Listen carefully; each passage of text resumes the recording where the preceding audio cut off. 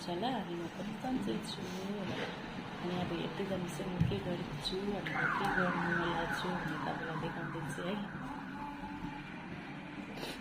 अब मैले यहाँ कराई बसिराखेको छु।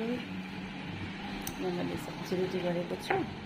यो धनियाँ छ, यो प्याज रामभेडा अनि यो लसुन। पहिला सुरु चाहिँ म लसुन पड्काउँछु। हजुरहरूले कसरी बनाउनुहुन्छ थाहा छैन, तर म चाहिँ यसरी बनाउँछु है। लसुन पड्कायो भने चाहिँ एकदमै मिठो सेन्ट आउँछ नि त। मलाई चाहिँ मनपर्छ अनि हजुरहरूलाई मनपर्छ कि पर्दैन थाहा छैन। हजुरहरूले खानुभएको छैन भने चाहिँ एकताल चाहिँ ट्राई गरेर खानुहोस् है त। चाउर पर्ने हुन्छ जब यो ब्राउन ब्राउन हुन्छ नि तब चाहिँ एकदम मिठो स्मेल आउँछ है। त्यसलाई प्याज लगाउनु पर्ने हुन्छ।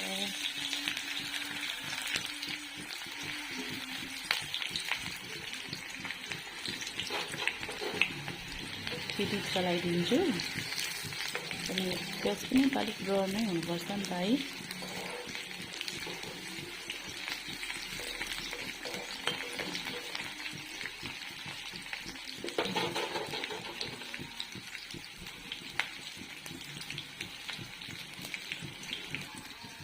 प्याज पनि ब्राउन भइसक्यो।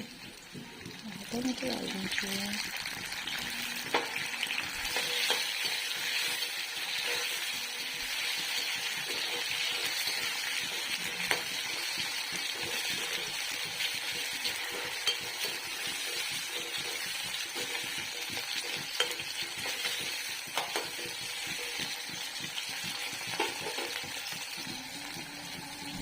अब लाउँछु अलिकति कलर लगाइदिन्छु है।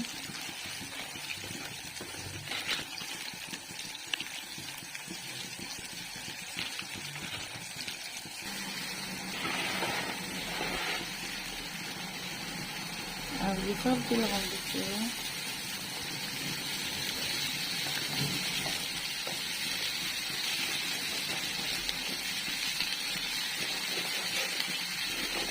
सबै सब्जी पकाएको भन्नुहुन्छ होला है। हस्बेन्ड ड्युटी जानुहुन्छ अनि हस्बेन्डले पनि खाना लिएर जानुहुन्छ अनि दिदी पनि ड्युटी जानुहुन्छ अनि दिदी पनि खाना लिएर जानुहुन्छ। त्यही भएर अलिकति बेसी नै बनाउनुपर्छ नि त। कोही बेला खाएर पनि गइहाल्छ। हेर्नुहोस् त तपाईँहरू पकाएर देखाउँछु म। यस्तो भयो लगाएर चलाइसकेँ नि त मैले। अब छोपेर काटिदिनुपर्छ है। के गर्नुभएको? कसको यो? कसको बेबी? भेरीको? अनि नचलाउनुहोस्, यस्तो चलाउनु हुँदैन बिग्रियो भने चाहिँ।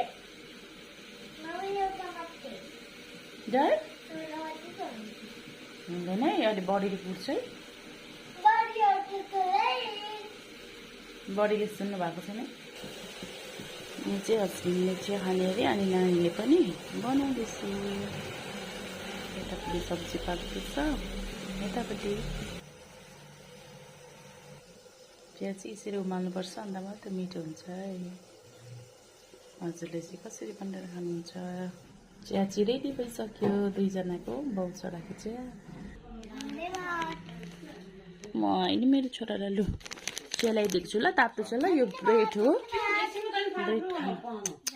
ब्रेड खानु हो कि?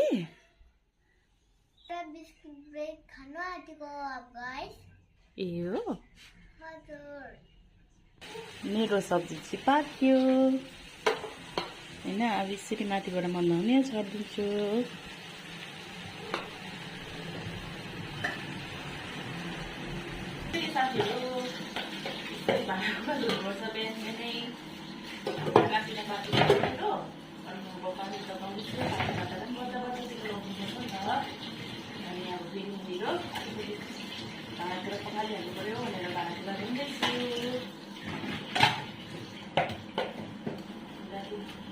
यहाँ हेर्नुहोस् है साथीहरू, मेरो दिदी चाहिँ नक्कल पर्दैछ। ड्युटी जानुको लागि रेडी हुँदैछ।